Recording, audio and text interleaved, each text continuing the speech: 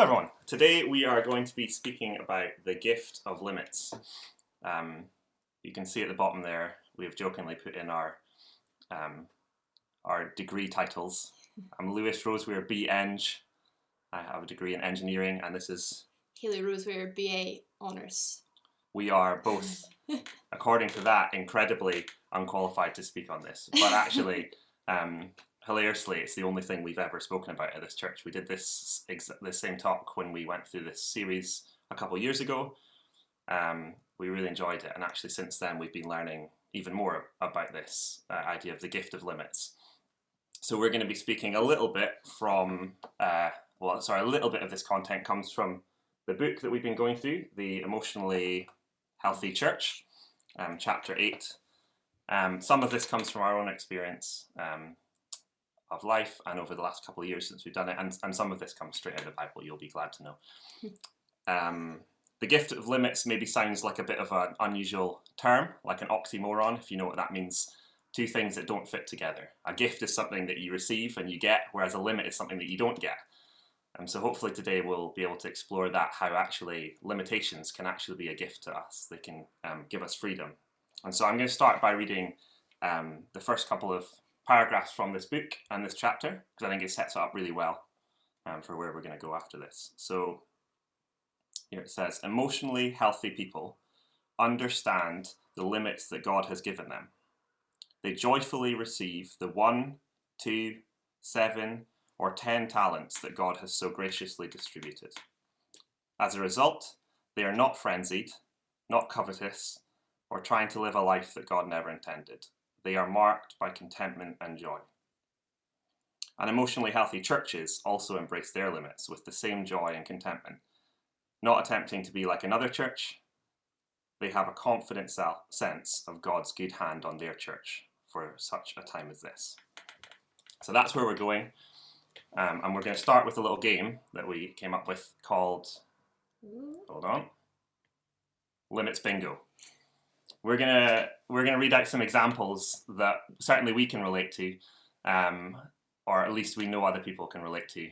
And what we want you to do is see how many of these you can clock up.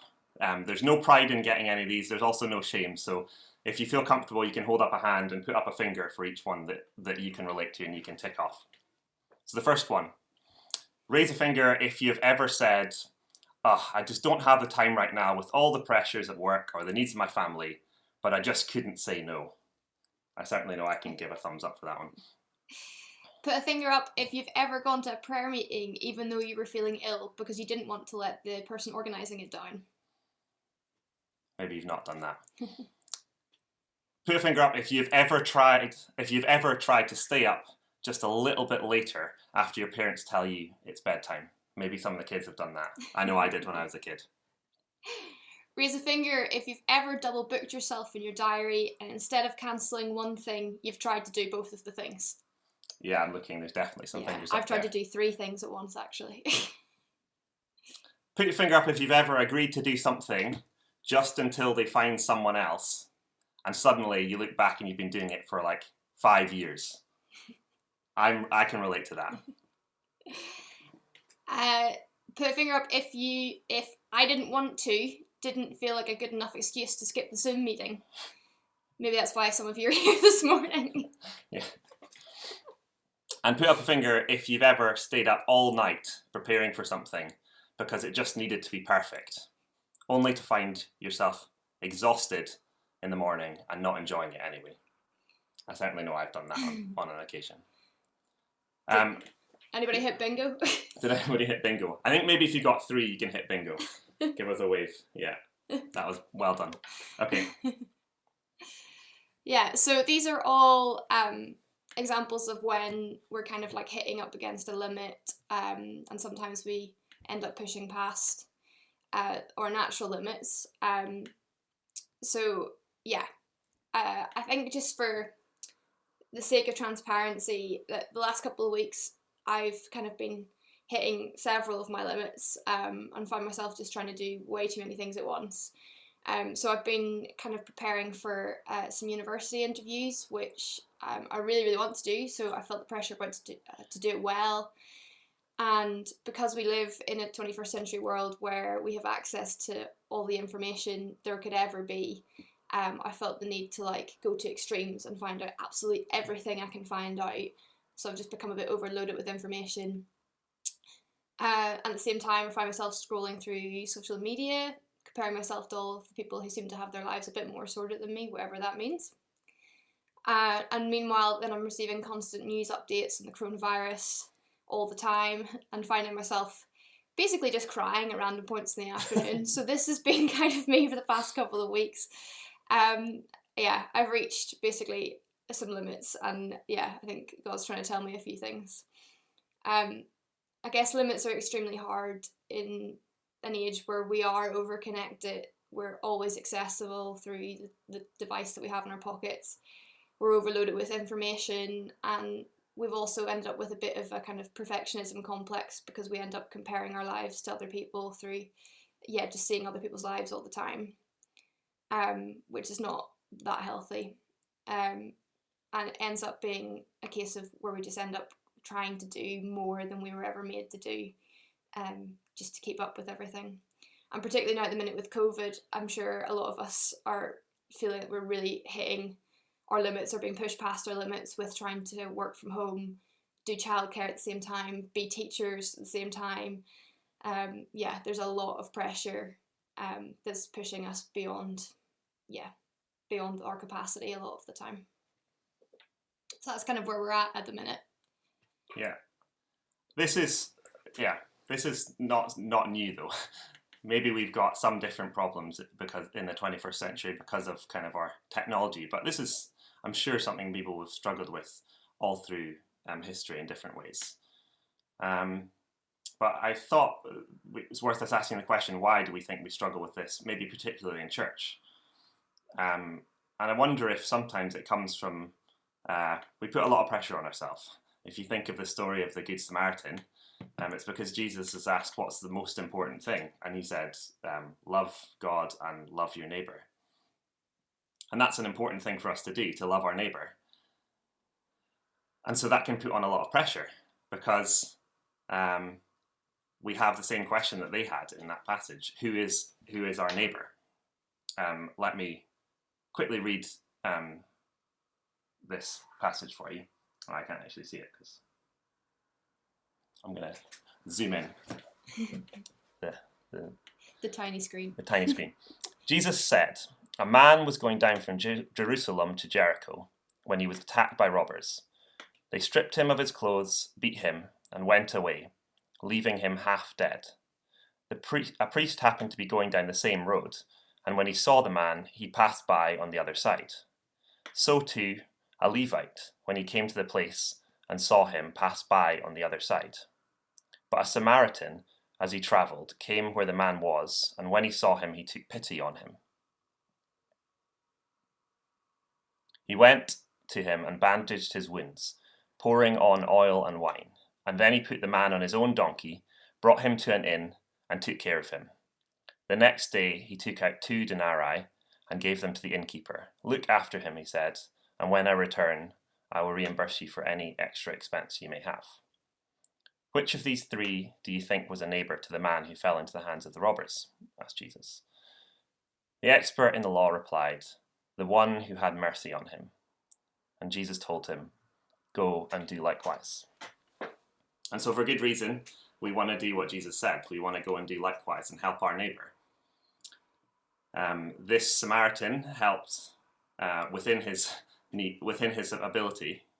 He put him on his donkey that he had. He bandages him up in the way he knew how to, and he took him to an inn where the innkeeper could look after him, and he paid for it, I'm assuming with money that he had.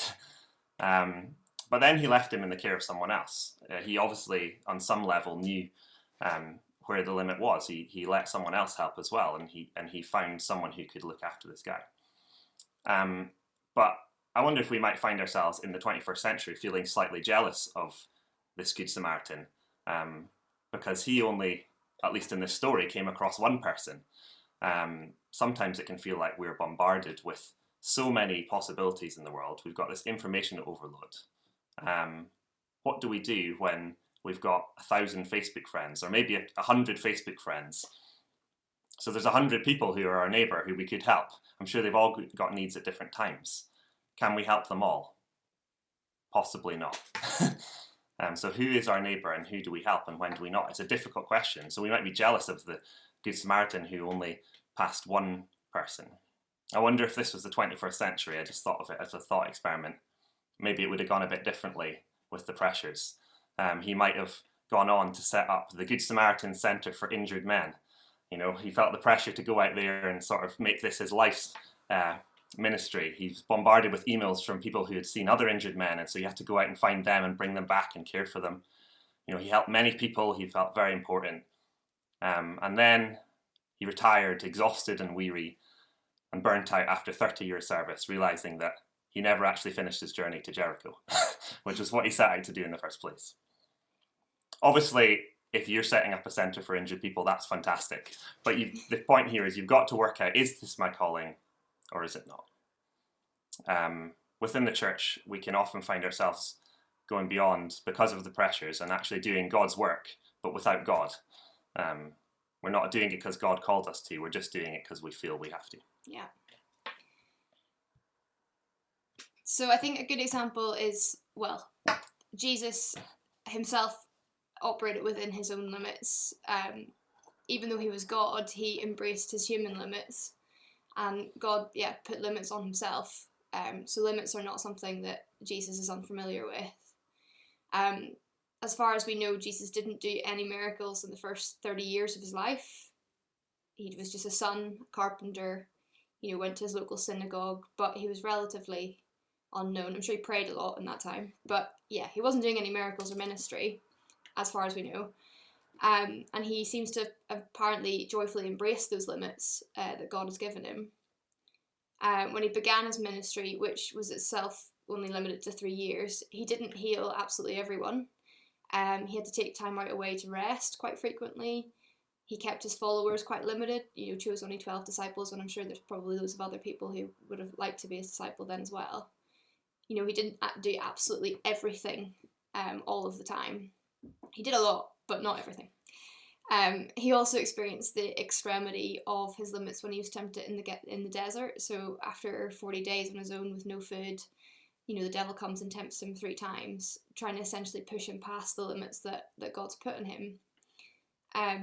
But in every time he turns away from the devil and doesn't go beyond what God's kind of placed on him, because he knows who he is and what his purpose was, and so his limits were part of that purpose. He knew that God had a plan for him, and that there were boundaries within place of how that plan should go. So he didn't push past that.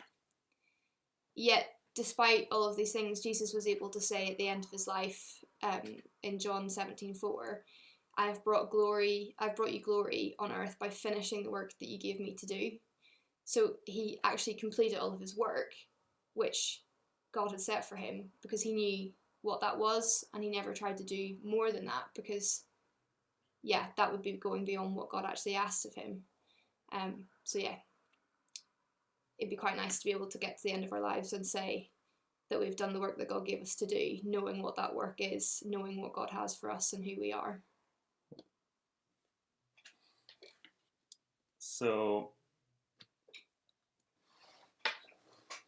I've called this you be you, or you do you. Those are phrases that go around. Maybe you've heard them, maybe you've not. I have to be honest, I don't 100% know what they always mean, but we have a focus on being or doing or whatever, but the point here is you need to know who you are. Jesus knew who he was, and so he knew what he had to do and what he didn't have to do. And we need to know who we are too. We need to learn about our true limits. This is not about limiting the gifts that we have. If God has given us a gift, we don't want to stop ourselves from using it. That's not what this is about. It's about knowing the gifts that we don't have, so that we can actually have freedom to move in the gifts that we do have. It's about not being something that you're not, and it's about being honest with yourself. I think if you don't accept your limits that you have, then you miss what God actually has for you, the talents and gifts that he has given you. And you can waste your time chasing after things that are not for you. I was thinking about why do we find this so difficult? What is the pressure that's on us? And I think the first one is maybe that is comparison that Haley mentioned earlier. We're often comparing ourselves to others, and as a result, we're trying to live their lives rather than our own.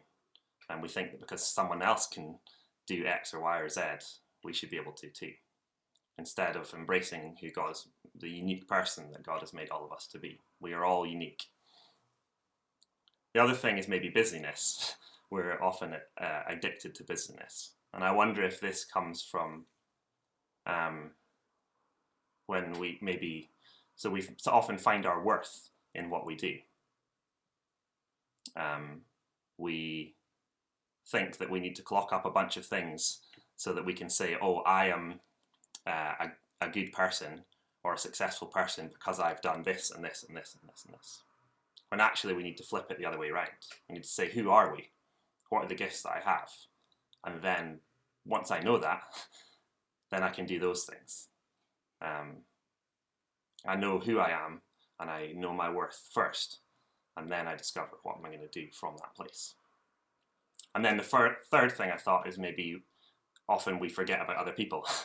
We think, the Good Samaritan was on that dusty road on his own, but we're not always on our own. And we forget that actually we don't need to save this world by ourselves. Sometimes, if we reach our limit, we can actually pass on to somebody else, like the Samaritan did. We can do a bit of the job, and then we can pass it on once we reach our limit. Yeah. Did I have another? I don't know. Yeah, I'll share a bit of an example from my own life. This is something I would say that I've been learning particularly recently in the last few years, because we're all different. One of the things that I struggle with, one of the limits that I've found in my life, is that I can sometimes struggle with organization and with focusing on things, and that's something that I've struggled with my whole life, from primary school, secondary school, at university, in jobs, in church, and wherever. And I think if I find myself comparing myself to others, then I would think, oh, when I'm struggling with those things, but those other people aren't struggling with them, it's obviously because I'm not trying hard enough. So you try harder, but actually it doesn't get you anywhere. And so if you're trying harder and you're not getting anywhere, maybe you've reached a limit. And that's what I've realized after 30 years, that in some of these areas, actually, it's just something I find difficult. And as a result, instead of comparing myself to what other people can do, I learned to know myself and what I can do. And so therefore, I can basically just cut myself a bit of slack in some areas, and realize that as long as I'm trying, as long as I'm giving it my all, then that's really what matters. An example which may seem trivial is, we've all had that example where we have an inbox full of emails. That was something I used to stress about like crazy. You have 100 emails in your inbox, and I really didn't know how to answer all those. So I'd start going, and I'd maybe get through 20 in a day. But I thought, well, somebody else would have got through all 100. So I felt really bad. And I thought, all these people are waiting for a reply from me, Instead of realizing that actually, and so then I'd feel worse and worse and worse, feel more anxious. And as a result, I wouldn't get round to replying to the last 80 emails that were left. And that'd make me feel even worse. Whereas when I realized that actually this is something I'm going to struggle with and I'm going to need to work on, then I get to those 100 emails. I start and I get through 20, and I get to go, wow, brilliant, I managed to do 20. That was difficult, but I did it. I can enjoy it, take a pause, and then I come back to the next day feeling good about it, and I can start to tackle the next 20, rather than like think I need to be somebody else and be able to do it the way. And as that's an area where I struggle, but there are lots of areas where I have gifts, and where actually I can probably do things way more or push further than other people could. And they probably, if they were comparing themselves to me, they'd be feeling bad, but they shouldn't. We all have different gifts, and we need to work out what they are, work out who we are, and then work out how we can enjoy just living within the gifts that we have and the gifts that we don't have. And there's a great quote in the book from a rabbi from the 18th century called Rabbi Zusha, who on his deathbed was worried because he said this. In the coming world, they won't ask me, why were you not Moses? They will ask me, why were you not Zusha? His point is, actually God's not going to hold us to account of why did we not do what Moses did, or why did we not do what Thomas the pastor did, or why did we not do what Haley did, or whatever. I'm going to be asked, why were you not Lewis? Why did you not discover who Lewis was and live in who Lewis was? Next. Yes. So, I guess part of a chat on limits is also working out what our limits are. I mean, we'll be aware of some of them, but there might be ones that we aren't aware of just yet. So yeah, it's helpful to work out what those limits are, discerning our limits. And there's a couple of ways that we can do this. Lewis had quite a helpful. Oh yeah, I thought of this idea this week as we were thinking of this. I just had this picture, and not necessarily like a spiritual picture, but I just imagined someone going for a walk with a dog, and I thought that was maybe a helpful analogy. Going for a walk with a dog should be something that you enjoy. It's something, and in the same way, our life should be something that we enjoy. But we need to pick the right dog. We need to, I have a friend who has a collie that needs to be run around all the time. It's full of energy, but she's also full of energy, so she takes it for a run every day. I would love a collie, but I don't know that I would take it for a run every day. So probably it would be frustrated and I would be exhausted. In the same way, you imagine a great big German Shepherd. That might be a good dog for someone who's maybe a security guard. It gives you some protection, and you have maybe the power and the strength to look after it and to hold it. Imagine that German Shepherd with a small baby or an older person. That might be quite difficult for them. Maybe it won't, but it might be quite difficult. In the same way, we need to balance what we're doing with who we are. And the final thing was, imagine someone going for a walk with one dog. If you take one dog for a walk, then you take the dog for a walk, it explores somewhere. You want to go somewhere, so you kind of pull it back and go somewhere else. But imagine going for a walk with 30 dogs. Suddenly, you're not walking the dog anymore. The dogs are walking you. They're going off in all different directions, and you lose control. Instead of this being this freeing adventure, it's kind of like being chained up. You're almost like in prison. Wherever the dogs are, that's where you're just stuck in the middle and you can't move. And so it's not very fun anymore. Mm-hmm. So I think that's what we need to think about when we're thinking about what are our limits. Mm-hmm. And not taking on too much. Yeah. So I guess do you want to flip the slide? Thank you. Go on, hold on. Yeah. So there's a couple of kind of questions we can think about when we're working out where our limits are. So the first one is to take a look at your personality. If you're more of like a kind of extroverted person, you might have a lot of capacity for seeing different people. Whereas if you're introverted, you might need more time on your own. And so actually, your limit might lie in how many people you can actually spend time with and still be a functioning human being. I guess like understanding our personality helps us work out the kinds of things that we enjoy and the kinds of things that will really bring us life, and that we're able to actually bring something of kind of the joy of God into. So understanding our personality is the first one. The other one is like, what season of life are you in? So this, like Ecclesiastes says, there's a time for everything. You might be in a season of life where you have lots of time because you're retired, so you've got a bit more time. Or you might be in a season of life where it's really busy, where you've got young kids, and so there's limits on your time and what you can do. What is your life situation? So this is like, there's lots of different life situations, like what age are you can have an impact, and pose different limits. Some people might be married. Paul calls that a limit. Singleness can have its own limits. Where you live, like there's lots of different things that within a life situation can be a limit, but also be a gift at the same time. So it's kind of considering those things. What is your emotional, physical, and intellectual capabilities?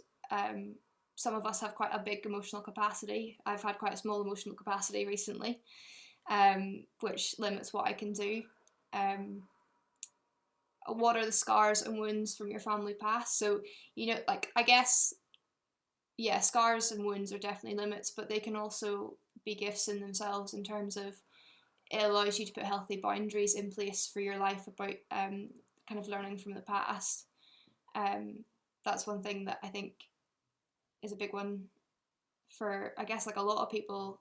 We all kind of come from different backgrounds, so yeah, having healthy boundaries that are in place because of stuff that's happened in the past is actually quite a healthy thing to do. So all of these things are limits, but they can also be gifts, because yeah, there's unique opportunities in each one.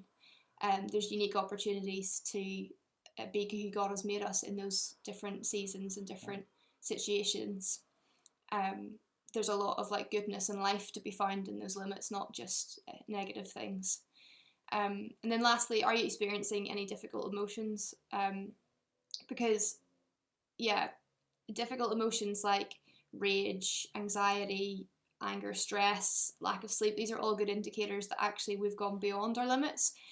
So they can be helpful to work out, where we've kind of reached a point where we maybe need to reevaluate things, maybe step back from a few things. It's often the way that God is getting our attention, that something's not quite right or not quite lining up with what He is asking of us. So there is an opportunity within these limits to actually live joyfully in the way that God's intended us to, and that's a sign of maturity when we're able to live joyfully within our God-given limits.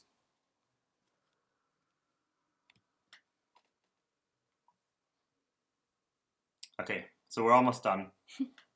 We've thought about this. Who are we? What are our limits? We maybe actually sat down and done that exercise of like working out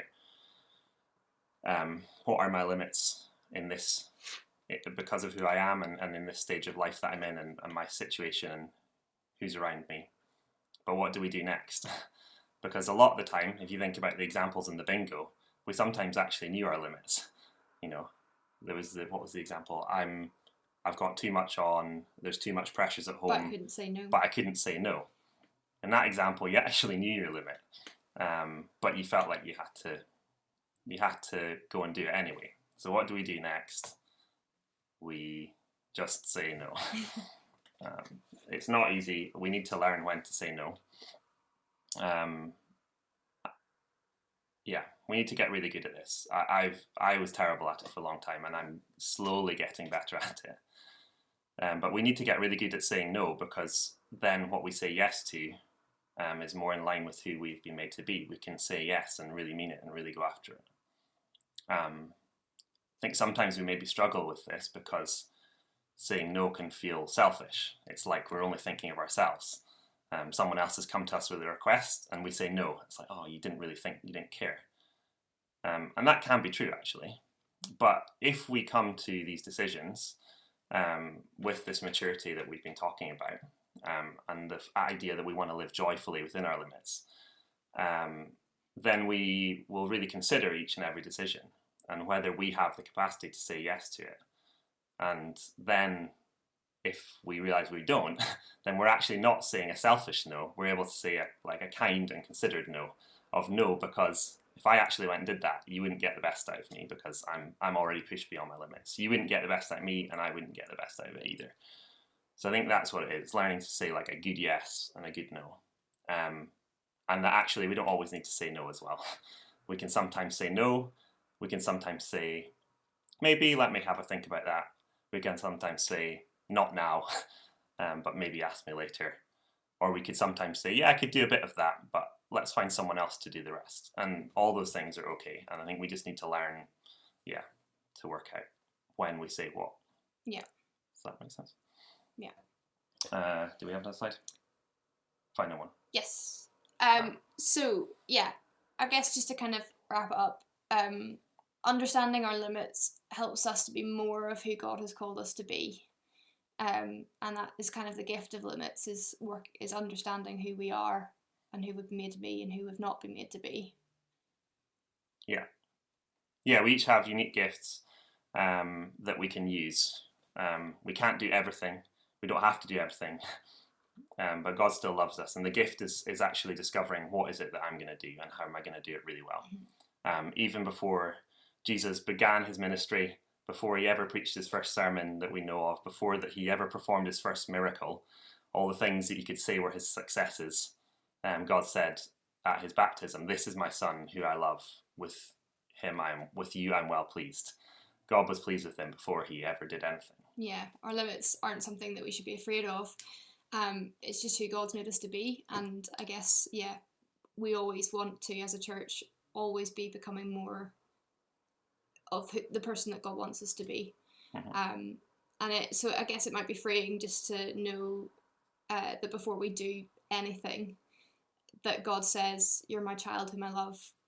With you I'm well pleased." Before we even try and save the world, that God loves us just as we are, in the way that He's made us. Yeah, so it might be a little helpful reminder. Do you want to pray? Yes, let's pray.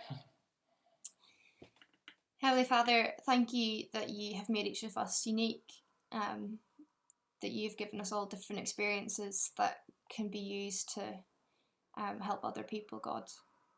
Thank you that you've also given us limits in order to be able to enjoy life and not be burnt out, but to live joyfully following you and being the person that you've made us to be.